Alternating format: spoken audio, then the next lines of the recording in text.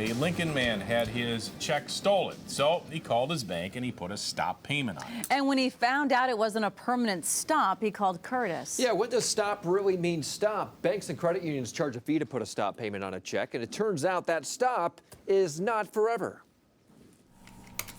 Working out of his Lincoln home, Eric Wervey, who runs a printing business, wrote a check in December to a paper company. They were robbed the next morning, and I was told that I needed to stop payment on the check. So I called my bank.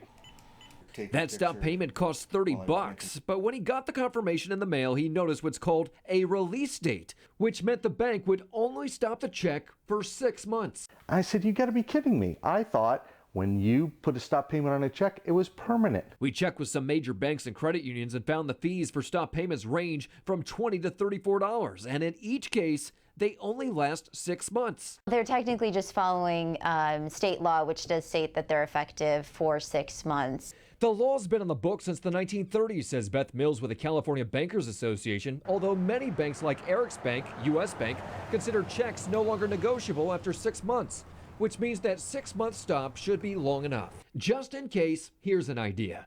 Write void after 90 or 180 days right on your checks. If there's a void date on that check, then I think it would be very rare that you would find a bank that would honor that check. Eric still thinks a stop payment should be permanent and has now changed the way he writes checks. I do now date my checks to say void after, and I'll put a date on it.